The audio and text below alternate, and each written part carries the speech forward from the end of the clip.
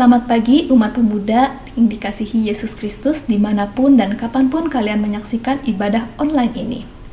Kita bersyukur hanya karena kasih penyertaan Tuhan, kita masih dimampukan untuk melewati masa pandemi ini. Sebelum memulai ibadah, marilah kita menaikkan pujian dari KJ3, Kami Puji dengan Riang.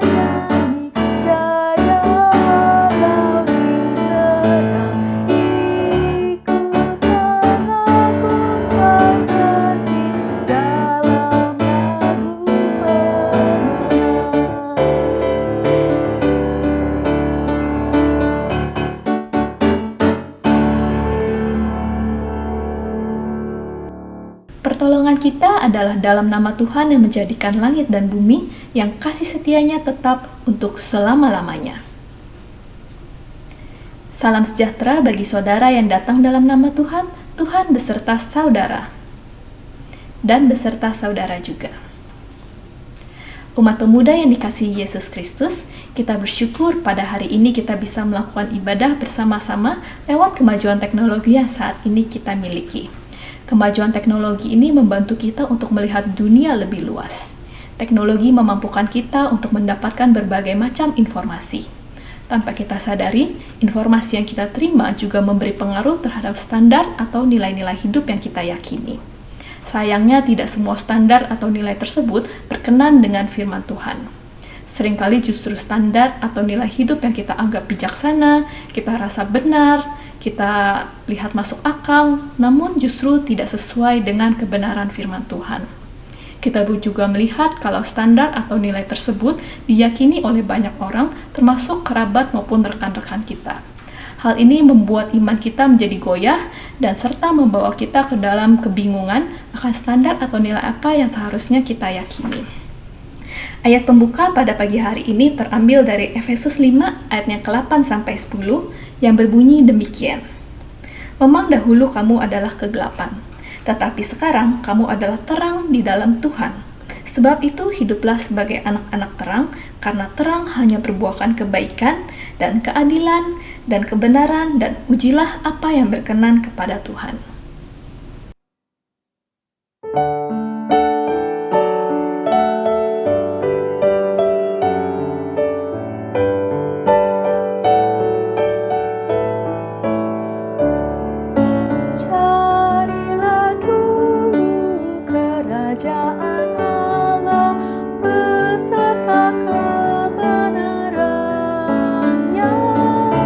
Maka semua ditambah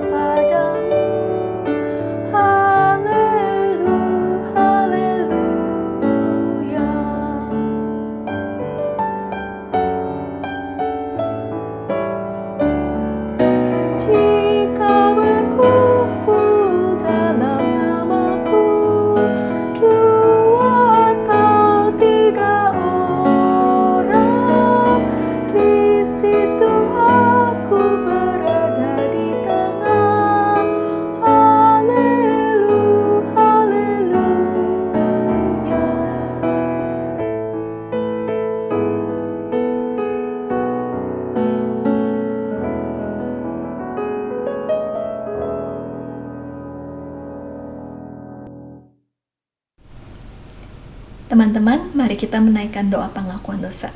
Kita bersatu dalam doa. Tuhan, ampunilah apabila kami kerap kali tidak menyadari akan kehadiran Engkau dalam kehidupan kami. Seringkali kami terlalu terfokus dengan dunia ini, sehingga kami lupa kalau segala hal yang terjadi dalam hidup kami adalah atas pemeliharaan-Mu. Tuhan, ajarlah kami agar dapat lebih memaknai perjumpaan dengan-Mu, bahkan dalam hal-hal kecil yang terjadi dalam kehidupan kami.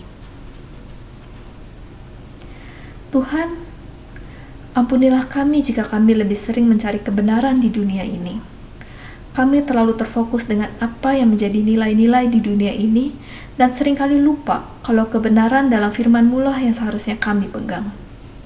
Kami terlena dengan kenyamanan dan kenikmatan dunia, sehingga kami lupa akan salib yang harusnya kami pikul sebagai pengikut-Mu. Kami lupa akan penderitaan yang Engkau lakukan untuk kami. Kami lupa akan kasih yang seharusnya kami salurkan ke sekitar kami. Ampuni kami ya Tuhan. Demikianlah doa pengakuan dosa kami. Kiranya hanya karena kasih dan anugerah-Mu saja ya Tuhan yang senantiasa dapat memperbaharui hidup kami. Amin.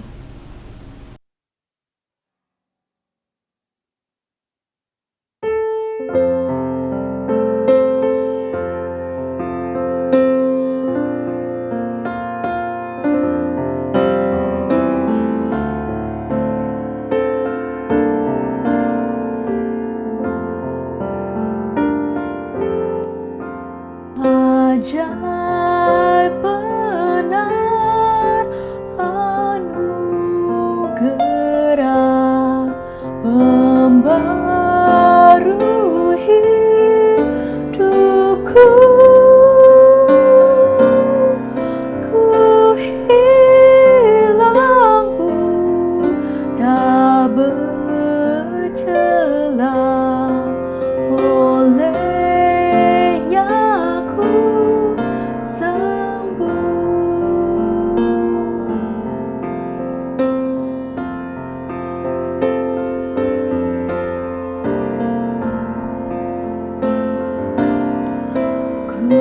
dapat janji yang teguh, ku harap sabdanya, dan Tuhanlah perisaiku tetap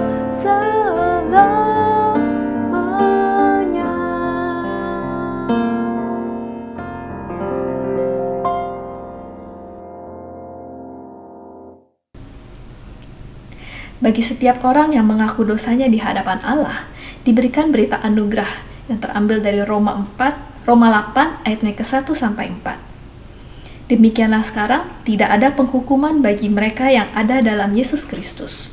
Roh yang memberi hidup telah memerdekakan kamu dalam Kristus dari hukum dosa dan hukum maut. Sebab, apa yang tidak mungkin dilakukan oleh hukum Taurat, karena tak berdaya oleh daging, telah dilakukan oleh Allah dengan jalan mengutus anaknya sendiri dalam daging, yang serupa dengan daging, yang dikuasai dosa, karena dosa, ia telah menjatuhkan hukuman atas dosa di dalam daging, supaya tuntutan hukum Taurat digenapi di dalam kita, yang tidak hidup menurut daging, tapi menurut roh. Demikianlah berita anugerah dari Allah. Syukur pada Allah.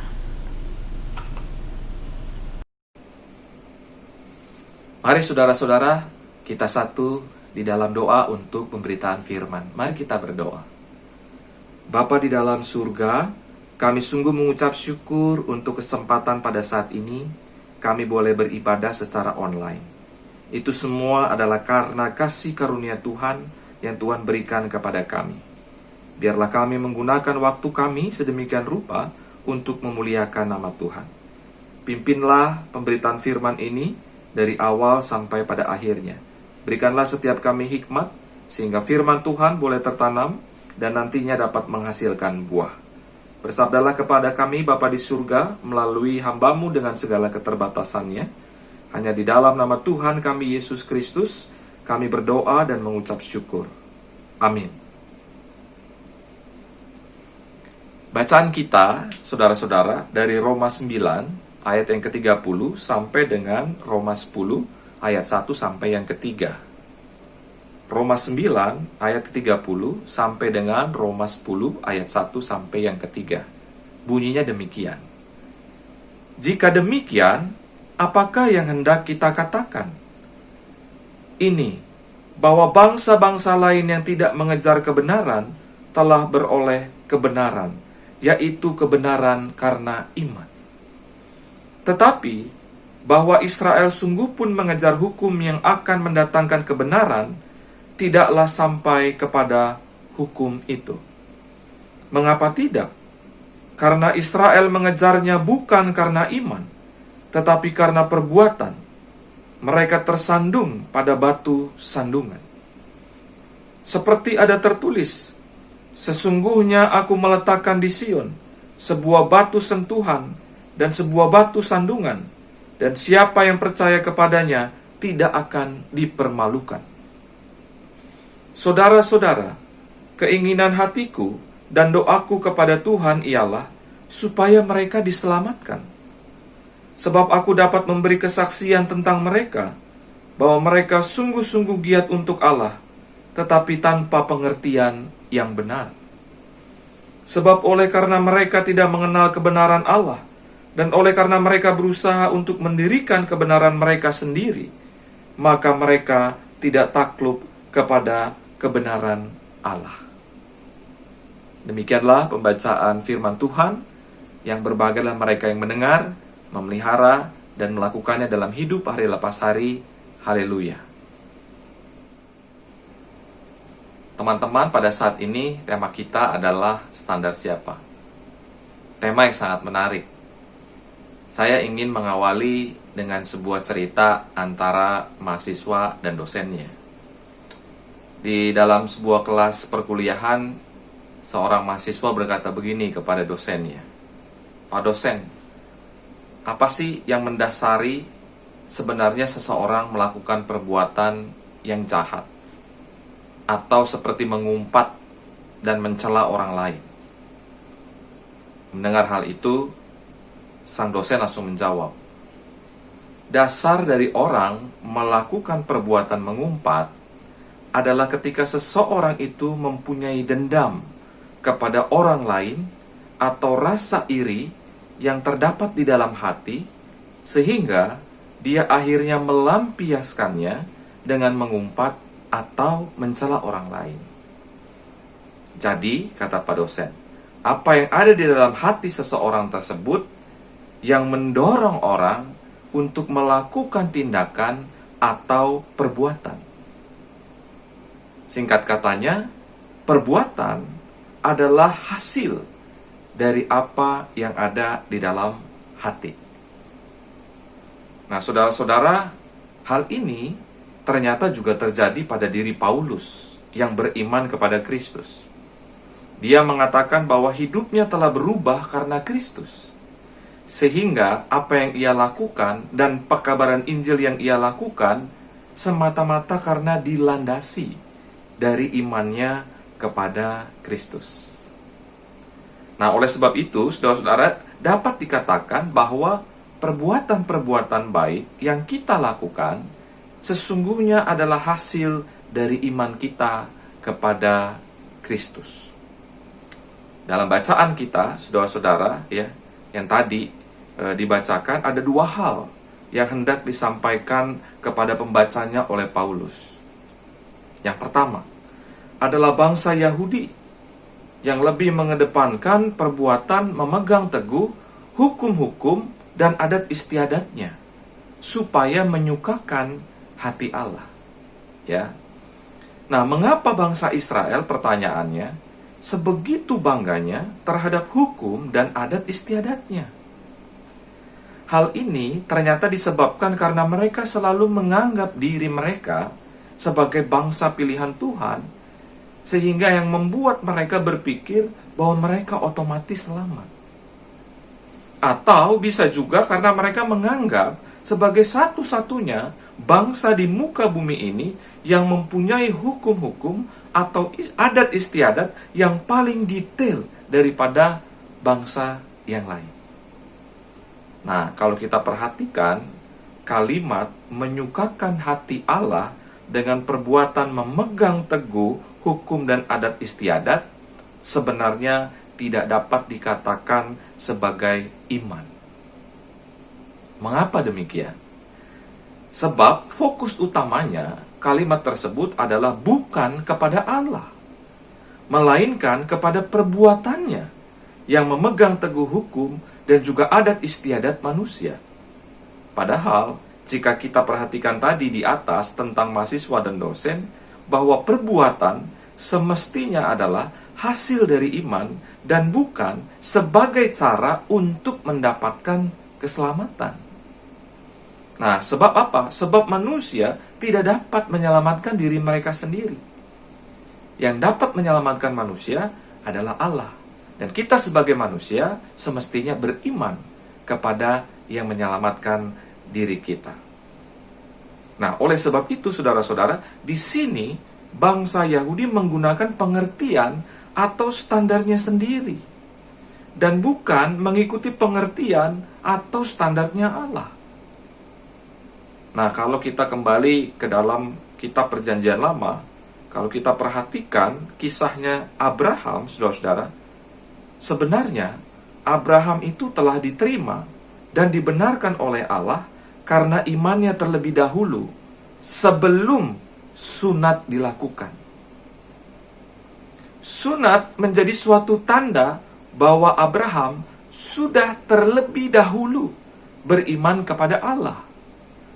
Jadi Abraham dibenarkan dan diselamatkan oleh Allah karena iman, dan bukan karena melakukan sunat. Nah, namun demikian, saudara-saudara, bukan berarti bahwa hukum-hukum tersebut tidak penting. Bukan berarti bahwa hukum Taurat tidak penting. Kalau kita membaca Roma 7 ayat 7 sampai ke 17, di sana dijelaskan oleh Paulus bahwa hukum Taurat itu seperti pagar yang melindungi dari kejahatan. Dikatakan juga seperti cermin yang dapat menunjukkan kesalahan, dan juga dikatakan seperti petunjuk arah agar jalan manusia tidak tersesat. Hukum Taurat membantu orang Yahudi mengenali dosa, tetapi tidak menyelamatkan. Nah, yang kedua, saudara-saudara, adalah soal bangsa lain yang bukan Yahudi, tetapi dibenarkan oleh Allah karena iman mereka kepada Kristus. Bangsa yang bukan Yahudi ini tidak tahu menahu soal hukum atau adat istiadat orang Yahudi, karena mereka bukan orang Yahudi. Jadi yang bisa mereka lakukan adalah beriman kepada Kristus. Nah, berimannya mereka kepada Yesus ini membuat mereka dibenarkan oleh Allah. Karena tertulis di dalam Alkitab, barang siapa yang percaya kepada Anak akan diselamatkan. Inilah yang tidak dilakukan oleh orang Yahudi. Mereka lebih memilih melakukan perbuatan dari hukum dan adat istiadatnya, bukan beriman kepada Kristus. Nah, saudara-saudara, iman orang-orang non-Yahudi kepada Yesus inilah yang mendriven mereka, yang menggerakkan mereka melakukan pekerjaan-pekerjaan yang dikehendaki oleh Allah. Yesus pernah berkata, "Siapa saudaraku, siapa ibuku? Adalah mereka yang melakukan kehendak Bapa di surga."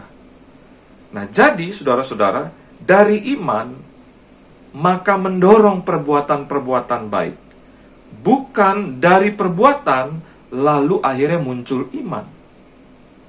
Yesus berkata, "Kasihilah Tuhan Allahmu dengan segenap hatimu, dengan segenap jiwamu, dengan segenap akal budimu, dan dengan segenap kekuatanmu. Dan kasihilah sesamamu manusia, seperti engkau mengasihi diri sendiri." Pertanyaannya, saudara-saudara, apakah hal ini dapat dilakukan ketika kita belum beriman? Sepertinya tidak. Hal ini hanya dapat dilakukan ketika kita sudah terlebih dahulu mempunyai iman kepada Kristus. Karena bagaimana mungkin kita bisa mengasihi Allah tetapi kita tidak mengimaninya? Mengimani Kristus adalah mengenal Dia lebih jauh.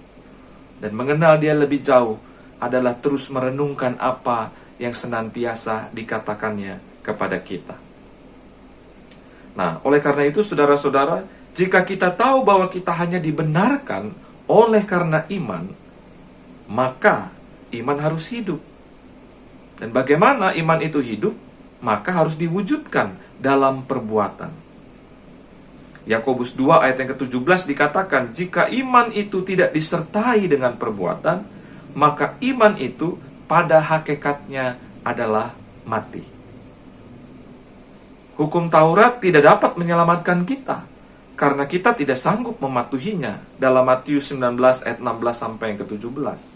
Karena itulah, keselamatan adalah melalui kasih karunia oleh iman kepada Yesus.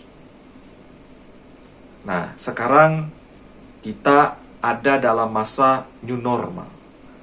Dan di dalam masa new normal ini, kita hidup dengan cara yang baru, melalui protap-protap yang ditetapkan. Kita melakukan protap karena didasari oleh iman kita kepada Kristus. Dengan begitu kita akan tiba pada kesadaran bahwa protap-protap ini sebagai salah satu cara Tuhan untuk mendatangkan kebaikan bagi semua orang. Nah, oleh karena itu, mari kita menjaga iman kita dengan baik dan benar kepada Allah. Bagaimana Pak caranya memelihara dan menjaga iman kita dengan baik dan benar kepadanya? Pertama, bangunlah relasi yang intim dengan Allah. Karena hanya dengan relasi yang intim atau dengan intimasi kepada Allah inilah kita bisa semakin mengenalnya. Seperti yang tadi saya bilang. Dengan kita semakin mengenalnya, maka kita semakin mempercayakan seluruh hidup kita kepadanya. Berarti kita sepenuhnya menggantungkan hidup kita, mengandalkan Dia untuk terus bekerja di dalam sanubari dan hidup kita. Yang kedua adalah melalui pemaknaan perjalanan hidup kita yang diwarnai dengan segala peristiwa bersama Tuhan. Kita tengok lagi ke belakang. Hal-hal apa saja yang pernah kita lalui? Apa yang bisa kita petik di sana? Nilai spiritualitas apa yang sebenarnya ingin Tuhan sampaikan kepada kita? Mengapa hal ini diperlukan? Karena supaya kita semakin peka terhadap suaranya. Mengapa ini perlu dilakukan? Supaya kita bersedia menjalani apa yang menjadi kehendaknya dengan sukacita. Karena dengan pengalaman-pengalaman tersebut, maka iman kita semakin tangguh, semakin kuat. Karena kita percaya kepadanya selalu berkarya di sepanjang kehidupan kita. Oleh sebab itu, saudara-saudara, sebagai manusia, mari kita hindari untuk memakai standar kita dalam memperoleh keselamatan. Kita nggak bisa nyelamatin diri kita sendiri. Hanya Allah yang bisa menyelamatkan kita. Dan keselamatan itu adalah anugerah, pemberian dari Allah. Dan oleh karena itu jangan pernah beranggapan bahwa apa yang kita lakukan dapat menyelamatkan kita. Kita melakukan perbuatan-perbuatan baik karena kita merespon dari anugerah Allah yang sudah Allah berikan kepada kita. Allah yang telah menyelamatkan kita sehingga kita mengimani Dia. Dari iman kita kepadanya, maka disitulah hidup kita menjadi lebih baik. Oleh karena itu, saudara-saudara, jangan pernah punya standar sendiri dalam kehidupan, terlebih menyangkut soal keselamatan. Tetapi, hidupilah standar Allah. Apa standar Allah? Yaitu iman. Bagaimana menghidupi iman itu? Hidup menjadi semakin serupa dan segambar dengan Kristus, lalu berusaha terus memberikan pengaruh kepada dunia melalui nilai serta standar hidup yang sesuai dengan firman Allah. Karena apa? Karena di zaman digital ini ada begitu banyak pengaruh yang datang kepada kita. Kalau kita tidak memiliki pondasi yang kuat, iman yang kuat kepada Allah, maka kita akan tergeser. Standar kita akan melenceng. Oleh karena itu, saudara-saudara, mari kita mau hidup melalui nilai serta standar yang sesuai dengan firman Allah. Apakah saya dan saudara sanggup melakukannya? Pasti. Karena Roh Kudus akan terus mengingatkan kita, membimbing kita, mengajari kita, dan terlebih lagi memampukan kita untuk menjadi pribadi yang lebih baik dari hari lepas hari. Selamat memasuki perjalanan ziarah hidup saudara, walaupun di era new normal ini.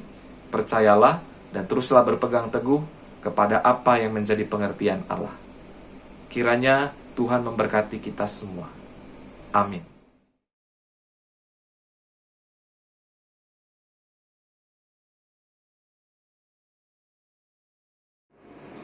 Umat pemuda yang dikasihi Tuhan, marilah kita bersama dengan gereja di segala abad dan tempat, kita mengikrarkan pengakuan iman rasuli yang berbunyi demikian. Aku percaya kepada Allah, Bapa yang Maha Kuasa, Khalik langit dan bumi, dan kepada Yesus Kristus, anaknya yang tunggal Tuhan kita, yang dikandung daripada Roh Kudus, lahir dari anak darah Maria, yang menderita sengsara di bawah pemerintahan Pontius Pilatus, disalibkan, mati dan dikuburkan, turun ke dalam kerajaan maut, dan pada hari yang ketiga bangkit pula dari antara orang mati, naik ke surga, duduk di sebelah kanan Allah, Bapa yang Maha Kuasa, dan dari sana ia akan datang untuk menghakimi orang yang hidup dan yang mati. Aku percaya kepada Roh Kudus, gereja yang kudus dan am, persekutuan orang kudus, pengampunan dosa, kebangkitan orang mati, dan hidup yang kekal. Amin. Mari saudara-saudara, kita satu di dalam doa syafaat. Mari kita berdoa. Bapa kami yang di surga, kami mengucap syukur untuk firman Tuhan yang boleh dibagikan. Ajarlah kami agar kami boleh hidup sesuai dengan apa yang firman Tuhan sampaikan dan teladankan kepada kami. Ajarlah kami untuk terus mengikuti kehendak-Mu dan bukan kehendak kami sendiri. Terima kasih karena Engkau telah menyelamatkan kami, dan biarlah iman kami kepadamu boleh terus kami rawat, kami jaga, sampai nanti kami kembali kepadamu. Pada saat ini kami berdoa untuk bangsa dan negara kami. Kiranya Tuhan memberkati bangsa dan negara kami, secara khusus Bapak Presiden Joko Widodo. Kau berikan ia hikmat agar dapat memutuskan segala sesuatunya dan membuat kebijakan-kebijakan yang terkait dengan COVID-19 dengan baik dan benar, sehingga kami boleh turut serta dalam menyelamatkan bangsa ini ketika kami melakukan self-disiplin ataupun taat kepada protap-protap yang diberlakukan. Kami juga berdoa agar situasi secara khusus di Jakarta boleh kondusif, karena menurut data kami mengetahui ada begitu banyak orang yang terinfeksi virus ini, dan ini cukup memprihatinkan. Ajarlah kami untuk secara ketat mentaati protap-protap yang sudah Tuhan berikan melalui pemerintah dan juga lembaga-lembaga yang lain. Kami juga berdoa untuk GKI Perumahan Citra 1, berdoa agar setiap kami sebagai umat boleh terus memiliki kesatuan hati, kesatuan pikiran, kesatuan iman di dalam Kristus, sehingga walaupun dalam situasi ini kami boleh tetap menunjukkan cinta kasih kami dan berbagi. Berkati juga rencana ibadah onsite yang akan dilakukan sesuai dengan kondisi dan keadaan. Tuhan berkati tim yang sudah dibentuk, baik gugus tugas ataupun tim digital. Kami juga berdoa untuk mereka yang pada saat ini terkena PHK dan diputus dari pekerjaannya. Ajarlah mereka untuk tetap memiliki semangat untuk bangkit kembali, memiliki daya kreativitas sehingga mereka menemukan jalan keluar yang sudah Tuhan sediakan kepada mereka. Kami juga berdoa bagi mereka yang sakit, baik yang terkena infeksi virus COVID ataupun yang tidak. Kiranya Tuhan memulihkan mereka dan sembuhkan mereka dari sakit penyakit yang mereka alami. Biarlah pengharapan anak-anak-Mu yang sakit ini terus kepadamu dan mengandalkan Engkau, karena kami tahu bahwa Engkau yang mampu mengangkat segala penyakit yang ada sesuai dengan kehendak-Mu saja. Ajar kami juga untuk mengasihi dan terus mendukung bagi mereka yang kehilangan orang-orang terkasih karena pandemi ini. Biarlah mereka boleh terus melangkah seperti hari ini, karena mereka percaya penyertaan Tuhan tidak akan pernah berakhir sampai kapanpun. Kami juga berdoa untuk Komisi Pemuda.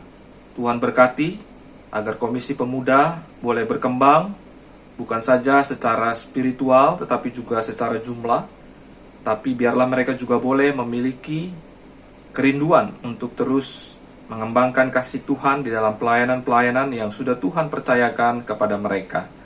Berkati juga rencana GG Akbar yang akan dilakukan pada tanggal yang akan datang. Begitu juga program pemuda Komsel yang sudah terbentuk. Biarlah ini boleh terus Tuhan pelihara, karena di sana kami boleh saling berbagi dan juga boleh saling menginspirasi dengan firman Tuhan. Kami juga berdoa untuk rencana ataupun yang dimiliki oleh anak-anak pemuda dan pemudi dalam hidupnya. Tuhan juga berkati agar apa yang mereka rindukan, agar apa yang mereka rencanakan kiranya juga sesuai dengan kehendak Tuhan. Kami berdoa untuk mereka semua dalam setiap pergumulan yang terjadi. Inilah doa kami, Tuhan Yesus. Kami sungguh mengucap syukur karena pada saat ini kami boleh terus merasakan cinta kasih-Mu, dan kami yakin bahwa cinta kasih-Mu akan terus kami rasakan di sepanjang kehidupan kami. Ampuni atas dosa dan salah kami ketika kami menyerah pada keadaan, ketika kami tidak mengandalkan Tuhan. Ajarlah kami untuk kembali kepadamu dan menyerahkan hidup kami kepadamu secara utuh sesuai dengan iman kami kepadamu.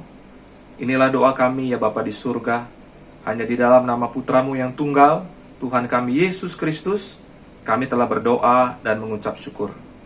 Amin. Untuk nat persembahan diambil dari Roma 12 ayat 1 dan 2 sebagai berikut.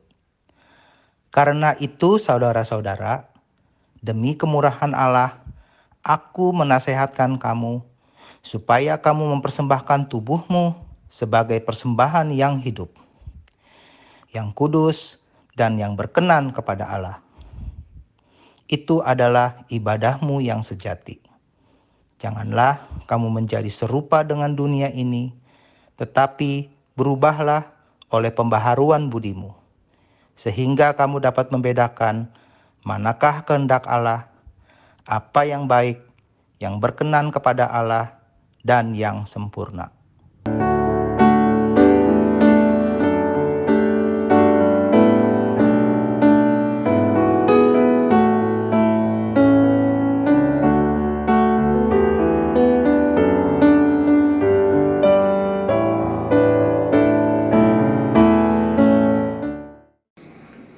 Umat pemuda yang dikasih Tuhan, marilah kita masuk dalam doa untuk membawa persembahan kita.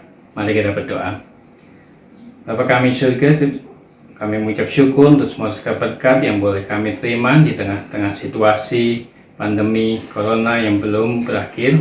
Kami yakin dan percaya Engkau tetap memberkati kami, dan biarlah apa yang kami bawa dalam persembahan kami pada ibadah ini boleh menjadi berkat bagi pelayanan Tuhan di gerejamu di tempat ini, dan juga bagi kami umat pemuda juga boleh menjadi saluran berkat dimanapun umat pemuda ditempatkan dan berbagai aktivitas di new normal ini. Biarlah Engkau akan menolong kami, memberikan kepada kami hikmat kepada Engkau saja, sehingga kami tetap berserah kepada Tuhan kami Yesus Kristus, dan kami boleh mempersembahkan yang terbaik, tidak hanya dalam bentuk materi, tapi dalam setiap kesempatan kehidupan kami boleh menjadi berkat dimanapun kami berada. Terima kasih Tuhan.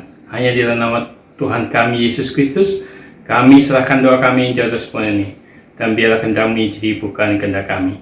Amin.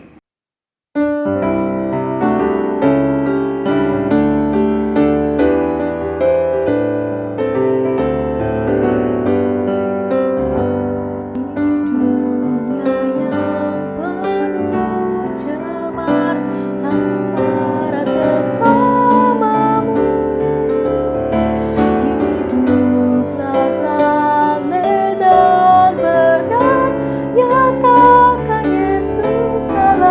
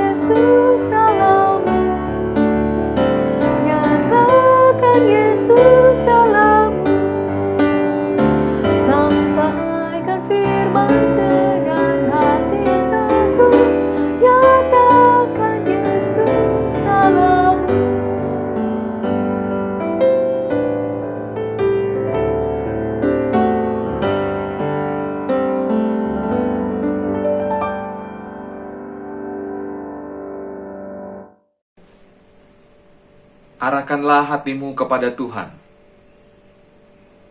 Jadilah saksi Kristus. Terpujilah Tuhan. Pergilah dalam damai sejahtera dan terimalah berkat dari Tuhan. Tuhan memberkati engkau dan melindungi engkau. Tuhan menyinari engkau dengan wajah-Nya dan memberi engkau kasih karunia. Tuhan menghadapkan wajah-Nya kepadamu dan memberi engkau damai sejahtera. Amin.